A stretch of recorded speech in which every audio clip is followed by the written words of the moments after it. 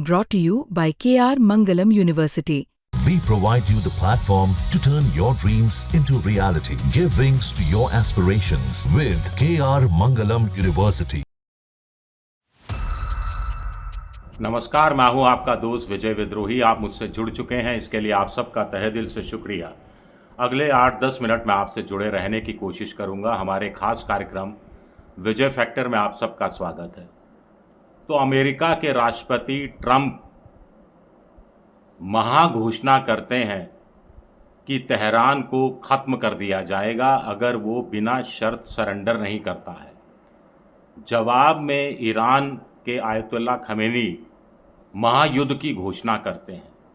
Trump 30 fighter jet भेजते हैं तो इजराइल पर नए सिरे से हमला ईरान कर देता है।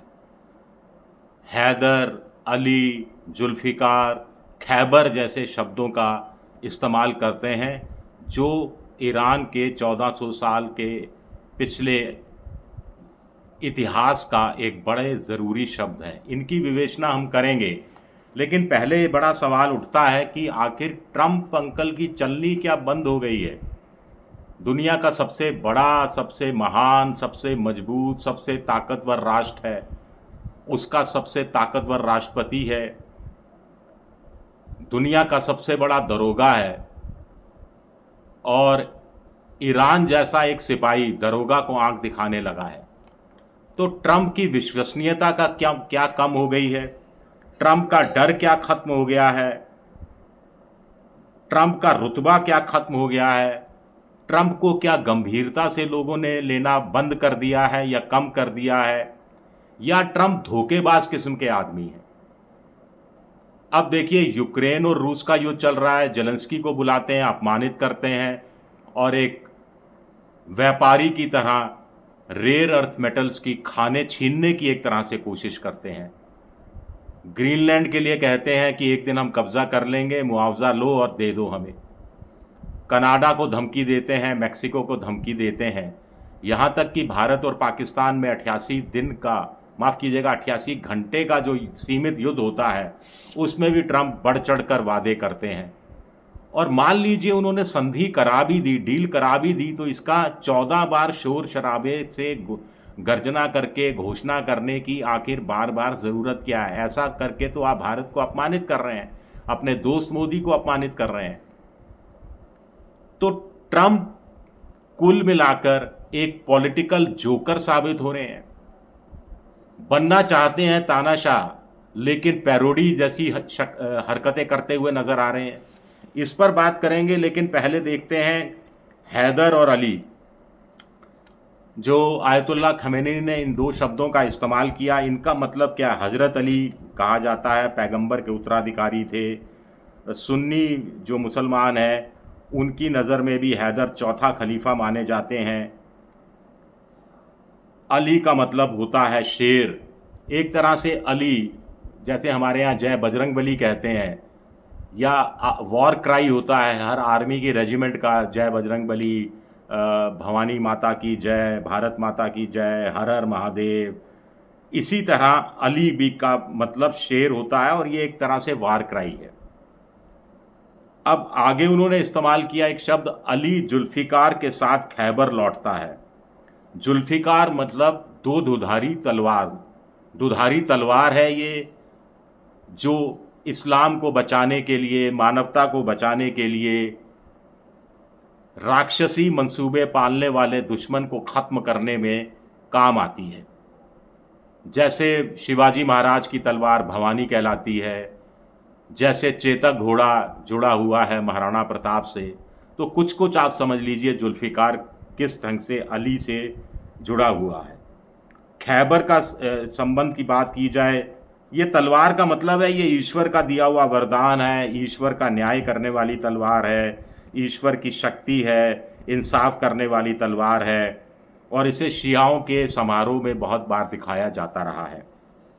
खैबर 628वीं ईस्वी में पैगंबर और यहूदियों के बीच में युद्ध गहराया था। खैबर दर्रा, खैबर वाला इलाका। खैबर में यहूदी बहुत संख्या में रहते थे, जिनके पास धन दौलत बहुत थी, हथियार बहुत थे, और मदीने की सुरक्षा की थी। यहूदियों को मार गिराया गया था वो कभी सर उठाकर नहीं जी पाए थे फिर। तो इसी तरह की बात आयतुल्लाह खमेनी भी कर रहे हैं, अपनी जनता में राष्ट्रवाद जगाने की कोशिश कर रहे हैं। वैसे भी ईरान लुट-पुट चुका है, अब उसके पास लड़ने के अलावा कोई चारा बचा ही नहीं है। जैसे पाश ने अपनी कविता में लिखा है, हम लड़ेंगे साथी, हम लड़ेंगे इसलिए कि हम अब तक लड़े क्यों नहीं। हम लड़ेंगे इसलिए कि लड़ने के बगैर कुछ हासिल नहीं होता। हम लड़ेंगे तब तक जब तक लड़ने की ज़रूरत शेष है। तो ईरान के हौसले इस रूप में भी बढ़ते हुए सामने आ रहे हैं। खैबर की लड़ाई को हम पानीपत की लड़ाई, पलासी की लड़ाई जैसा निर्णायक युद्ध के रूप में भी हम देख सकते हैं। ये एक निर्णायक क्या ईरान और इजराइल के बीच, और अमेरिका जिसमें मदद करता हुआ दिखाई दे रहा है। हालांकि अभी भी अमेरिका खुलकर इजराइल का साथ देने से कतरा रहा है, क्योंकि उसे मालूम है फिर चीज़ें हाथ से पूरी तरह से निकल जाएंगी।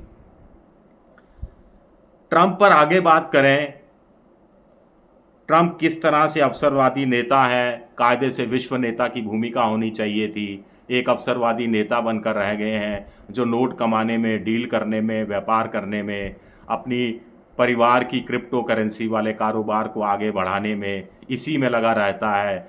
अपनी दौलत 1.6 बिलियन डॉलर तक पहुंचा दी है। इस पर बात करने से पहले एक दिलचस्प बात यह है कि परमाणु हथियार, परमाणु बम क्या डिटरेंट नहीं रहा?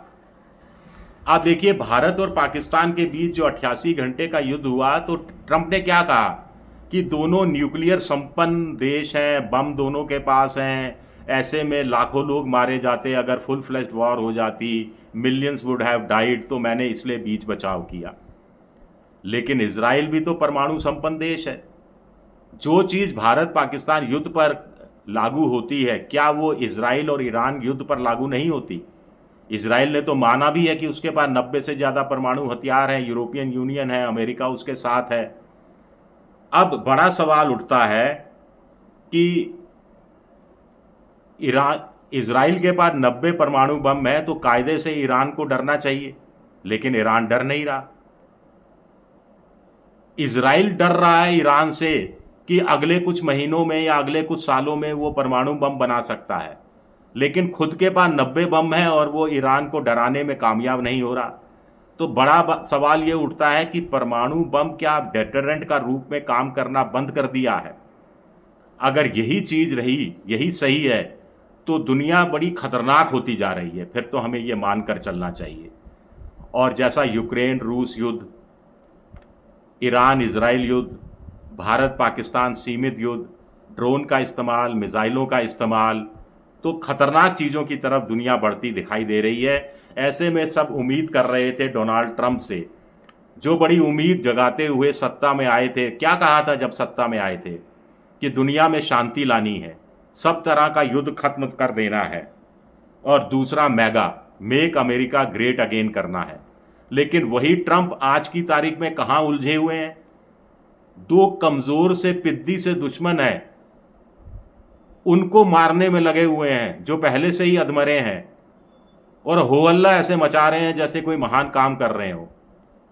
अमेरिका में जो लाखों की संख्या में दूसरे देशों से आए हुए लोग हैं, जो बड़ी गरीबी बदहाली में जी रहे हैं, मेहनतकश लोग हैं, वो जिस तरह के काम करते हैं वो सब निकल जाएंगे। तो अमेरिकी ये सब काम करने वाले नहीं हैं, जो ये भारतीय या मेक्सिको के लोग या कोलंबिया के लोग वगैरह जो रह रहे के काम कर रहे थे। लेकिन उनको निकालने में लगे हैं, तोप चलाने में लगे हुए हैं, हवाई जहाज़ों में जबरन हथकड़ियाँ में बेड़ियों में बांध कर उनके घर पहुंचाया जा रहा है। तो इस काम में बड़ी महानता हासिल हो रही है ट्रंप साहब को। और दूसरा, ईरान जैसे पिद्दी से देश पर पूरा दबाव डालने, तड़ी देने में, बिना शर्त के सरेंडर करने में लगे हुए हैं।